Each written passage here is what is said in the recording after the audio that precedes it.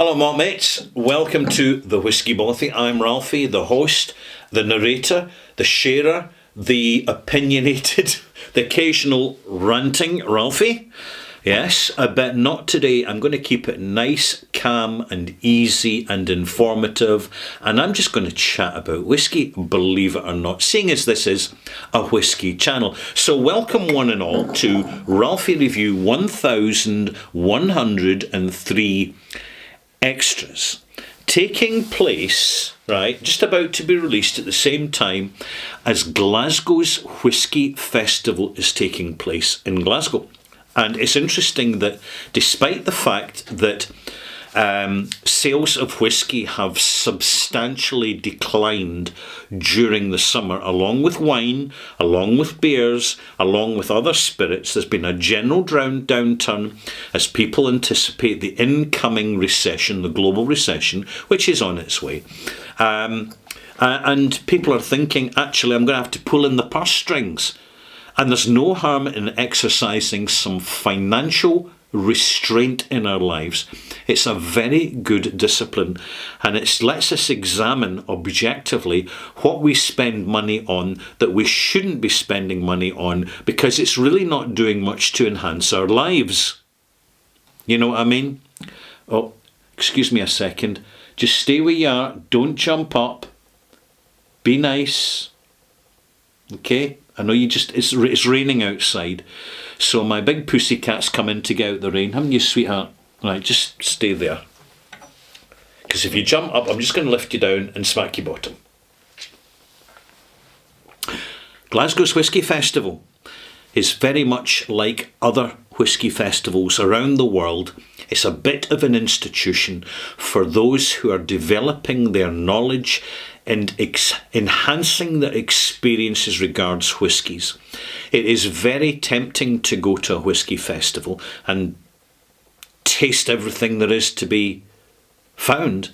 And in particular, more and more whisky festivals are featuring the independent bottlers and the new independent smaller distilleries, because they know that the marketing value of participating in whisky festivals are considerable. Ticket sales in 2025 have been a lot faster than in previous years. So although there has been a downturn globally in the consumption of whisky along with other alcoholic beverages, there's no denying it, you still find a great deal of enthusiasm and growing interest from those who have a casual acquaintance with whisky towards whisky festivals, because there's such a fantastic opportunity to taste and try before we buy. However, we do need to be disciplined and organised and make sure we have a good feed before we go there, and also have plenty drinking water so we don't dehydrate. And importantly, we don't want to be seen in public on social media acting drunk, because the fact is it will increasingly affect social credit scores. People are aware of that. If you still get any doubts about it, don't take it from me. When we are in public places and other people may be recording us, we have to be aware of it and on our best behaviour. And this affects insurance, health insurance. It affects evidence presented to a court of law. Hey, the world is changing, mock mates, very, very substantially and very rapidly. So this is why, one reason why we are re-examining what's important in life and recalibrating our priorities, which includes a decent dram of whisky enjoyed by ourselves and also shared with others that maybe don't know so much about whisky. And not a moment too soon, to be honest, because I was in my local garage today topping up my van with fuel, and when I was in there I was looking at because I've just got this beat up old van. It's just very handy, because if I'm ever visiting distilleries in remote parts of Scotland, I can just sleep in the back. And there you go. It saves having to book a bed and breakfast or hotel or something. So anyway, I was in the garage filling up the old van, and I went in to pay for the fuel, and up on the shelf they had this array of alcohols. And naturally, being a local garage, they stock what local people are buying. And what local people are buying where I am is this fancy bottle that's wrapped in gold plastic, and it's vodka, and it costs £37 a bottle. Right? £37 a bottle. And I have no doubt that they are not sipping the vodka neat, because in my opinion it's not particularly good. And next to our proprietary brands of vodka, a lot less costly, but people want the good stuff. So they look at the price, they look at the tacky, vulgar bling, and then they make the decision that it must be good stuff because it looks like what the supermodels would have at one of these big parties, right? And of course they're totally wrong. We, being more educated, more informed, and less gullible and less stupid, and yes, you heard me, that's what I said. I'm judging people, yes. I've just reviewed this whiskey, which was cheaper than a blingy bottle of vodka.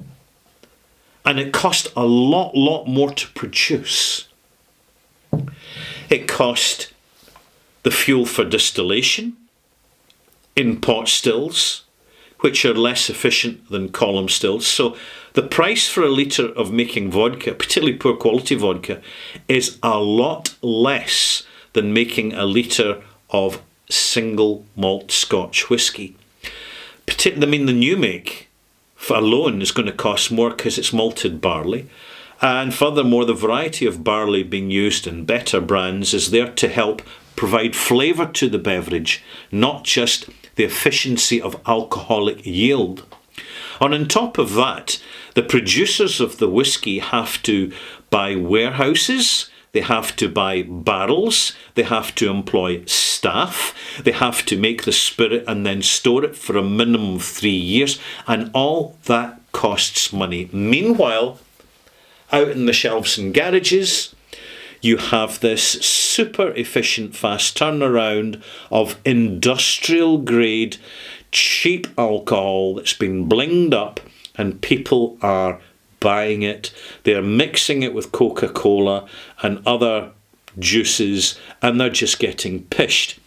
Now, times are changing because it's already happening that people are being censored for online activity where they show signs of inebriation with alcohol.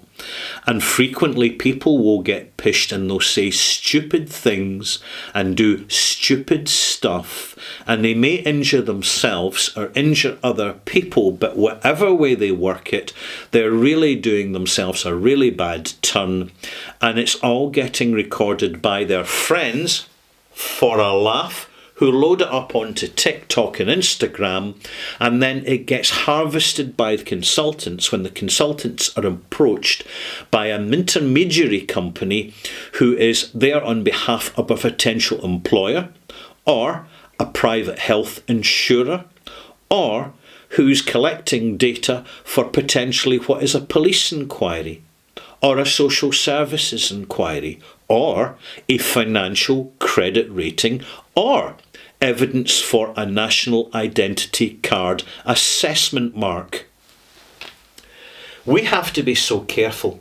And in time, and along with all this, we now have a situation where legacy newspapers, and honestly, people still believe them.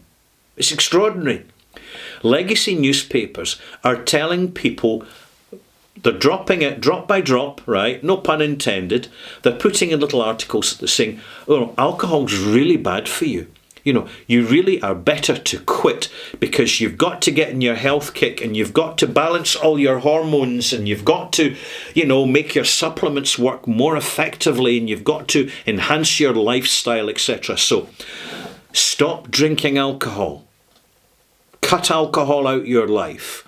And I know, going to the local gym, that there's a lot of young lads, they don't touch alcohol anymore. Regretfully, and it's purely speculation, so I'm only speculating. I'm not saying anything. You know that, I know that, we know that. Let's get on with it. Other illegal recreational drugs. See, their competition, they're highly, highly, highly, highly profitable. And they're competition with alcohol now. And these globalised networks perceive alcohol to be a disruptor to the industry of illicit supplementation in all its forms, increasingly in all its forms. And therefore we're getting to a situation where I see a sort of crypto temperance attitude appearing now, which is increasingly demonising, stigmatising and singling out people who enjoy alcohol. I know that it's not just my channel, but people who comment on alcohol and review alcohol for quality, drinking responsibly, etc., etc. Our videos are not promoted as much collectively. So we're relying on subscribers. This is one reason on my channel that I do not have any mid-roll ads. And if you ever see them on a Ralphie review, I did not put them there. YouTube have put them there. And I'm looking at the quality of these ads, and some of them, in my opinion, are reprehensible. Big complex word that means they're not nice. They're not legitimate. I don't think they're being honest either.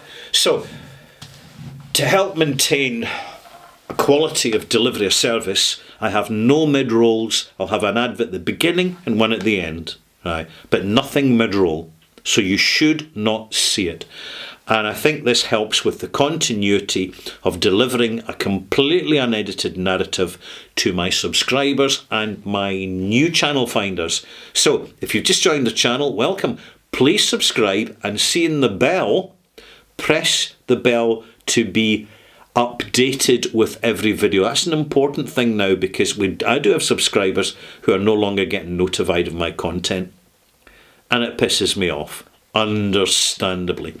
But anyway, I'm going to conclude this video. I thought I'd just kind of segue into that. But I'm going to conclude the video by saying, if you're a whiskey drinker, and you have managed your budget successfully throughout 2025, my congratulations to you, because you're now deprogramming yourself from the bling bottles which surface now and again, which the online whiskey community tend to be focusing on and talking about and bigging up, which, because they're kind of fashionable, there's definitely that happens in the whiskey scene, but we do need to remain objective and look for real value amongst the bottlings.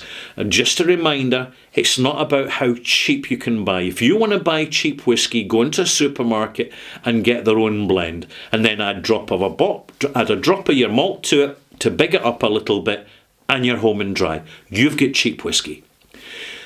Distilleries, if you're looking for quality, can't give you cheap whiskey.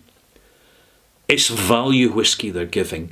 They will take a modest profit to cover their extraordinary high costs of production, which are higher than they need be. And that's the fact of it. I'm not saying anything. Well, I'm saying something controversial, but not that controversial. We are grounded. We're malt mates. You know what I'm saying.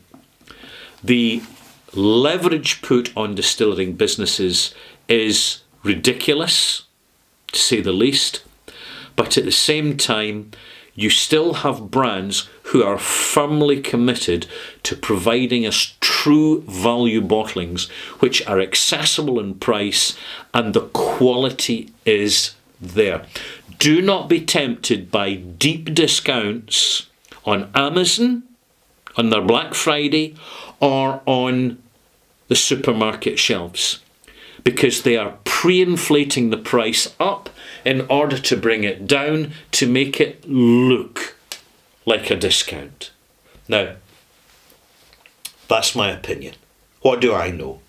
I'm just a grumpy old curmudgeonous thickie that's hanging in there and benefiting from the therapeutic value of good quality single malt whisky, and I hope you do too. See you soon.